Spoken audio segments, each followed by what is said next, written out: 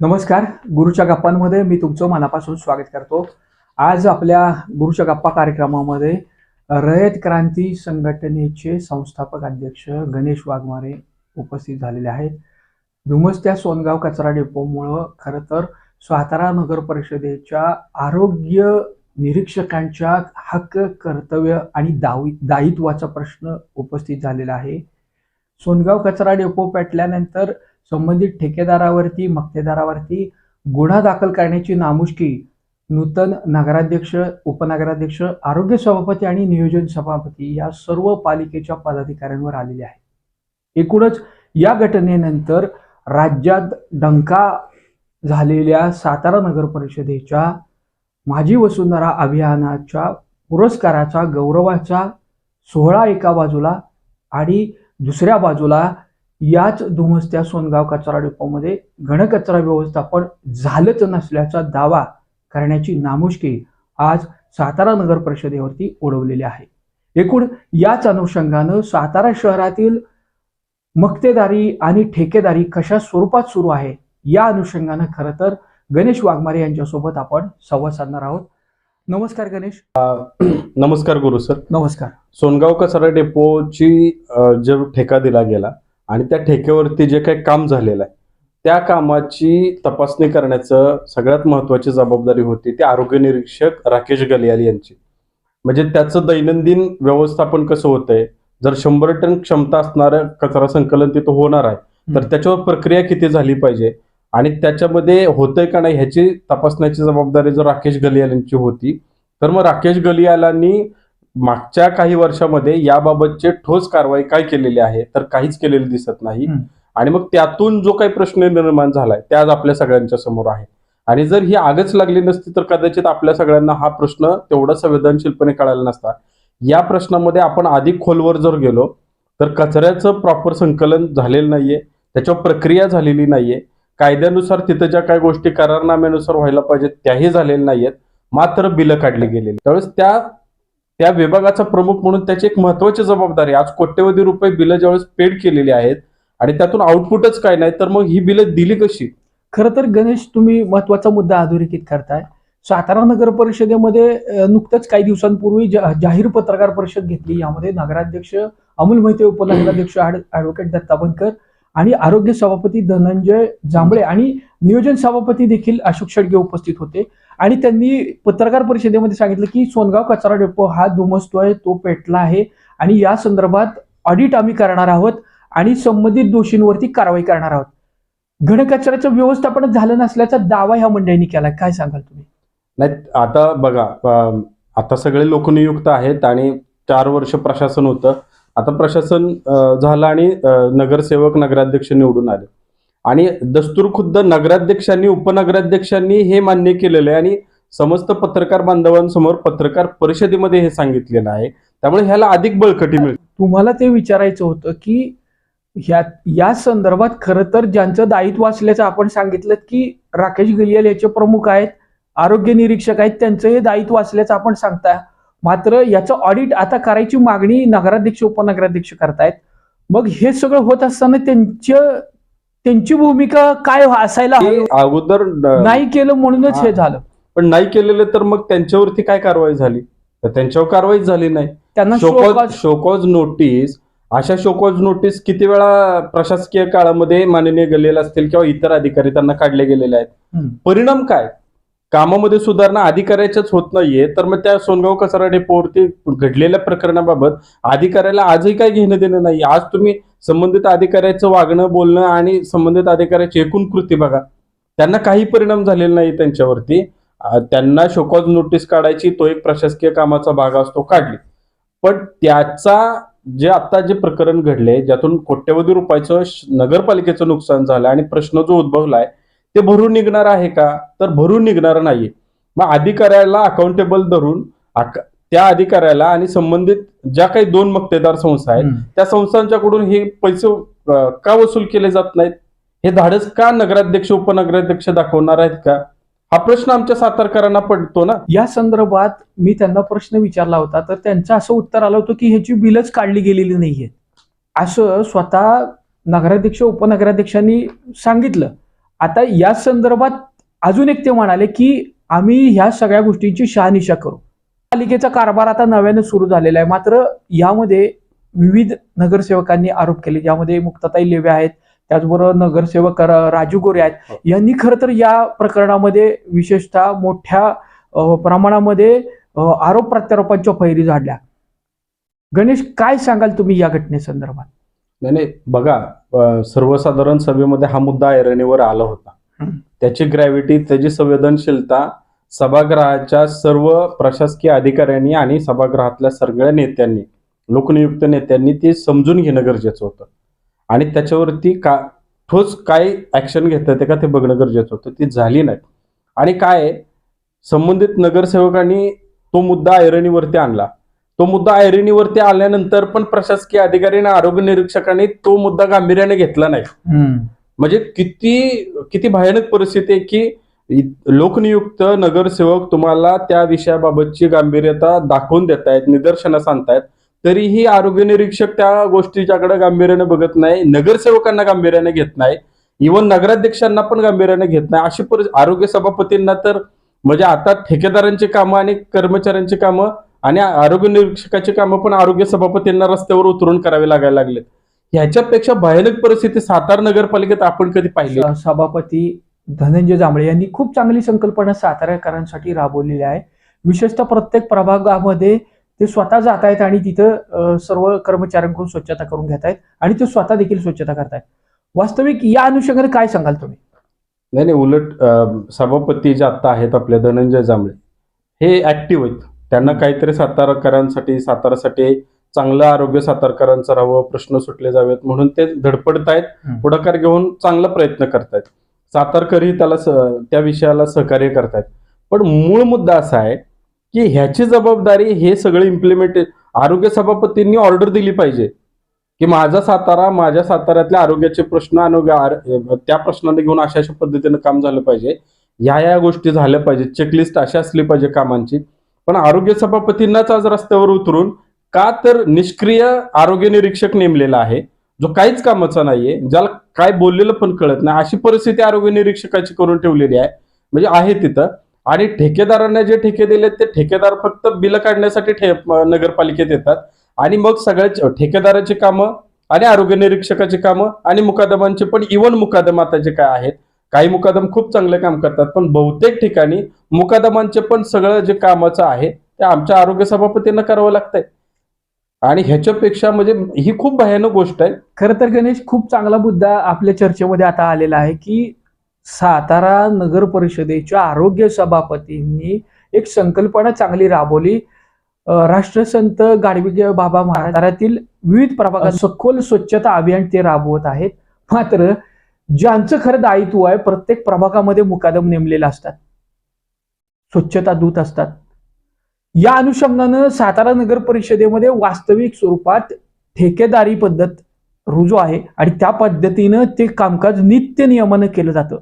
आज दुमस्त्या सोनगाव कचरा डेपोमध्ये ज्या मक्तेदारांना, ज्या ठेकेदारांना या घनकचऱ्याचं व्यवस्थापन करणं असेल, याचं कामकाज दिलं होतं, एकूणच सोनगाव कचरा डेपो त्यांच्या स्वाधीन केला होता. आज तो पेटल्यानंतर प्रश्न ऐरणीवर आला आणि मग तुम्ही त्यांच्यावर कारवाई केली. साताऱ्यातील प्रभागांमधली दैनंदिन नाले सफाई आहे, या ठिकाणच्या कचरा संकलन आहे, या ठिकाणी स्वच्छता मार्शल्स आहेत, या ठिकाणी तेथील स्वच्छतागृह स्वच्छ करणं असतील, नुसते रस्ते सफाई करणं असेल, या अनुषंगानं काय तुम्ही सांगाल? नेमकं काय चाललंय आणि इथं आरोग्य निरीक्षक काय करतायत का? पुन्हा एकदा सोनगाव कचरा डेपो मधल्या प्रकरणानंतर साताऱ्यातल्या ह्या प्रकरणावर संदर्भात येणार काय तुम्ही सांगाल? तुम्ही खूप महत्वाचा मुद्दा आता आपल्या या चर्चेमध्ये आणलात. आरोग्य विभाग जो आहे सातारा नगरपालिकेचा, हे माझ्या हातात कागद आहे, माहितीच्या अधिकारातून आपण माहिती मागवली होती. एका कामासाठी 10 ठेकेदार नेमलेले आहेत एका कामासाठी. उदाहरणार्थ कुठलं काम? उदाहरणार्थ सातारा शहरातला कचरा झाडलोट करायचे रस्ते, रस्ते सफाईसाठी 10 ठेकेदार नेमलेले आहेत. झाड तोडणे आणि झाडा तुटलेल्या फांद्या गोळा करणे ह्याच्यासाठी 2 ठेकेदार नेमलेले आहेत. एक ठेकेदार ते काम करू शकत नाही का? पण त्याच्यासाठी वेगवेगळे ठेकेदार नेमायचे. पण ते कसं नेमलेत, म्हणजे प्रभाग वाईज नेमलेत का शहरात संपूर्ण? आता काय केलंय, आता ह्यामध्ये पुन्हा ठेकेदारी कशी पोचली जाते आणि आर्थिक हितसंबंध कसे जोपासले जातात ते आपण ह्यातून लक्षात येते.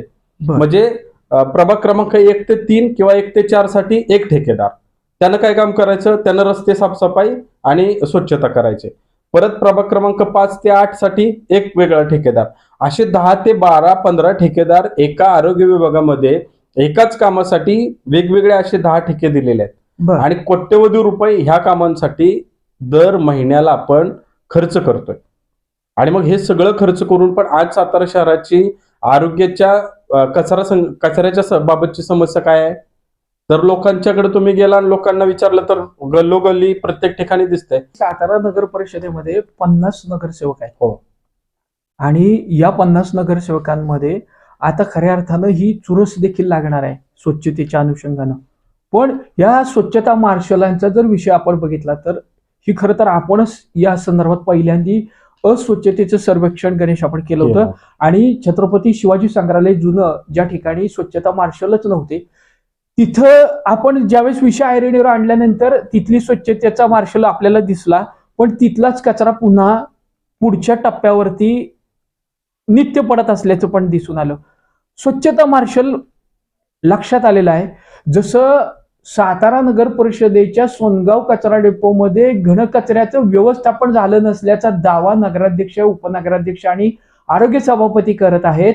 मात्र या आता गणेशजी वाघमारेंनी जे सांगितलेलं आहे की सातारा नगर परिषदेच्या विविध प्रभागांमध्ये रस्ते सफाई, नाले सफाई, गटर सफाई, स्वच्छता या संदर्भात एकाच एकाच कामासाठी वेगवेगळे ठेकेदार नियुक्त केलेले आहेत. त्याची काय संख्या असू शकते साधारणतः? आता बघा, एका कर्मचाऱ्याला ह्या माहितीच्या आधारे जर आपण बोललो तर 10 संस्था एका विभागामध्ये काम करतात. म्हणजे अतिक्रमण विभाग असेल तिथं 10 संस्था असतील, आरोग्य विभागामध्ये तर 10 पेक्षा जास्त संस्था काम करतात एका 1-2 कामांसाठी. आणि मग वेगवेगळे विभाग आहेत, वृक्ष विभाग आहे, आरोग्य विभाग आहे, पाणी पुरवठा विभाग, म्हणजे सर्व नगरपालिकेच्या समित्यांचे सर्व विभागांमध्ये वेगवेगळे ठेकेदार नेमले जातात आणि त्या ठेकेदारांनी कर्मचारी नियुक्त करायचे सेवा देण्यासाठी. आता त्या एका कर्मचाऱ्याला किमान वेतन दरानुसार 24,000 रुपये पगार आहे. बर, कमीत कमी 24,000 म्हणजे त्या नियुक्त केलेल्या 22,000 ते 24,000 कर्मचाऱ्यांना पगार आहे. असे सातारा शहरामध्ये आरोग्याच्यासाठी आणि इतर सगळ्या कामांसाठी जवळजवळ 450च्या वर कर्मचारी काम करतात सातारा शहरात. कर्मचारी की कामगार? कामगार. बर, कामगार काम करतात. जवळजवळ 450च्या वर ते 600च्या जवळपास काम करतात. सातारा शहरामध्ये किती दिसतात कामगार आपल्याला? डोळ्याने जर बघितलं तर खरं आता तपासणं गरजेचं आणि नागरिकांनी जागरूकपणानं प्रभागांमध्ये चेक केलं पाहिजे. मग आपण आता मुद्दा असा काढू, आरोग्य निरीक्षकांच्या जबाबदारीवर आणि अकाउंटेबिलिटी त्यांची काय त्याच्यावर आपण बोलतोय. आणि मग असे जे प्रश्न सोनगाव कचरा डेपो सारखे जे खूप गंभीर प्रश्न समोर आला त्याच्यावरून ही चर्चा सुरू झाली. जर एका ठेकेदाराकडं 20, 25, 30 कर्मचारी आहेत, 60 कर्मचारी पण काय काय ठेकेदारांच्याकडे आहेत, तर असे 10 ठेकेदार एका कामासाठी नेमलेले आहेत. आणि एका कामगाराकडे 20 ते 30 कामगार आहेत ठेकेदाराकडे, तर असे 10 ठेकेदाराकडे किमान 300 कामगार आहेत. आणि एका ठेकेदाराकडे 250 कामगार आहेत एकाच ठेकेदाराकडे, आणि बाकी सब 10 वेगवेगळे आहेत त्यांच्याकडे 250-300 कामगार आहेत. फक्त आरोग्य विभागाचं सांगतोय मी.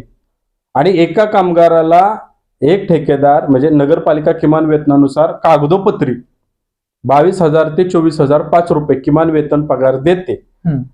तो पगार दिला जातो. कामगार आहे असं कागदावरती दाखवलं जातं. कुठले कामगार आहेत, कुठं काम करतात, हे सगळं कागदावर दाखवलं जातं. हे जे कामगार घेतले जातात या विविध संस्थांकडून, ठेकेदार मक्तेदार संस्थांकडून, तर त्या कामगारांना काय क्वालिफिकेशन असावं लागतं किंवा त्यांचं काय कुठं नोंदणी असावी लागते का? ऍक्च्युली नोंदणी असं नाहीये.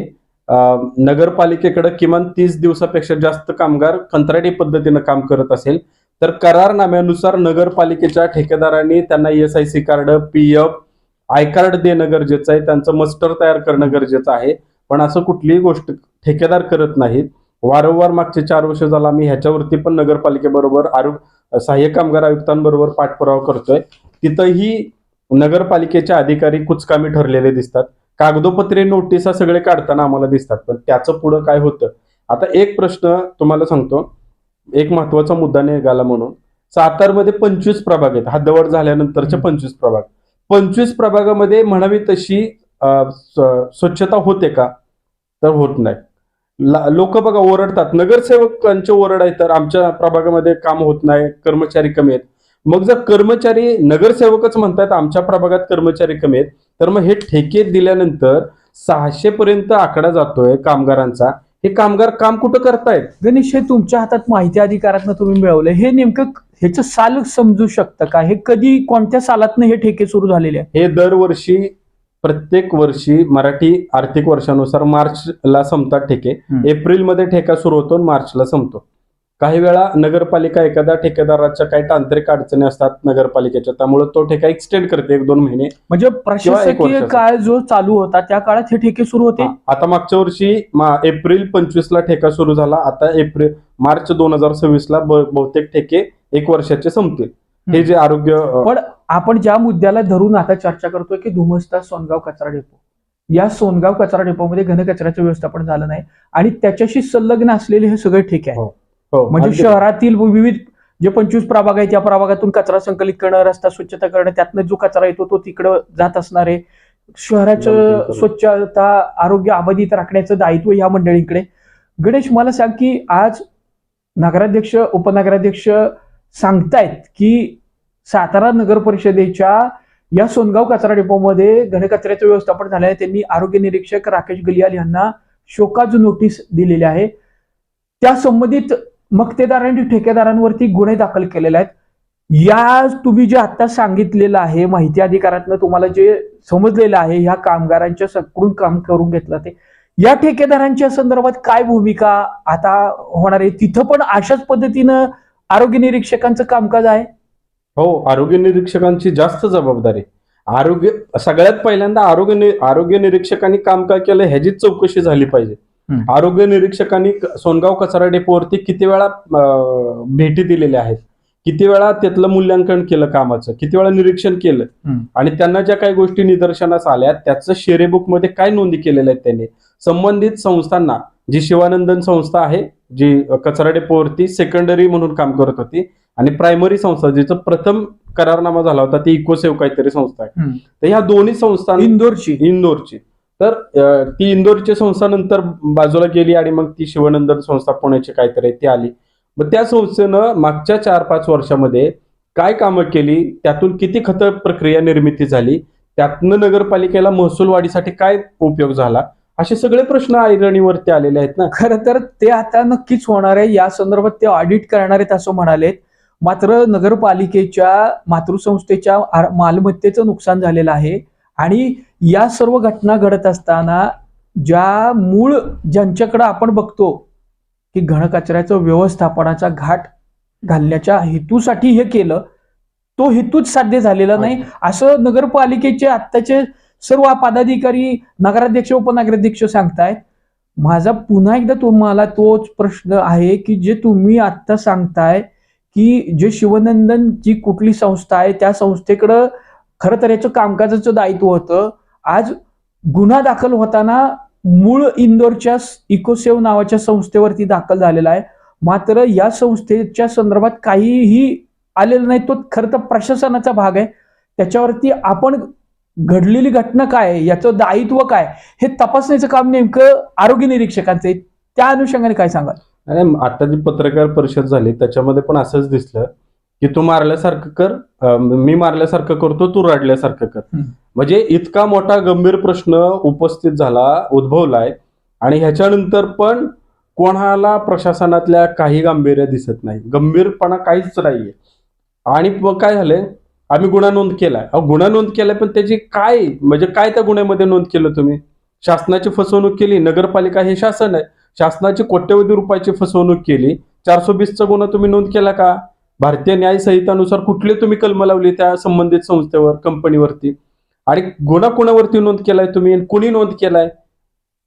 आरोग्य निरीक्षक, की जो आरोग्य निरीक्षकच फ्रॉड दिसतोय आम्हाला, त्या आरोग्य निरीक्षकानं गुन्हा नोंद कोणावर केलाय? तर त्या संबंधित ठेकेदार 2 नंबरची जी ठेकेदार संस्था आहे जी संस्था फ्रॉडच आहे, ज्या संस्थेनं कामच केलं नाही असं स्पष्ट दिसतंय. जर तिनं काम केलं असतं तर आज ही परिस्थिती उद्भवली नसती. जर तिनं काम केलं असतं तर कचऱ्याचे ढीग वाढले नसते. जर तिनं काम केलं असतं तर काहीतरी आउटपुट नगरपालिकेला मिळाला असता. पण हे काहीही झालेलं नाही. आणि गुन्हा नोंद कोणावर केलाय? त्या 2 नंबरला आली आणि काम करायला सुरुवात केली. तिच्याबरोबर ना प्रॉपर करारनामा झालाय, अग्रीमेंट झाले, काय नाही.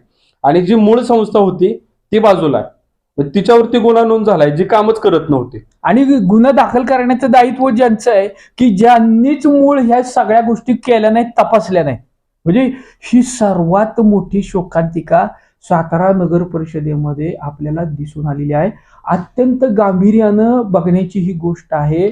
आज राज्यामध्ये स्वच्छतेचा डंका वाजवत असताना माननीय राज्यपालांच्या हस्ते आपण पुरस्कार घ्यायला गेलो आणि या पुरस्कारामुळे सर्व सातारावासियांना अभिमान वाटला.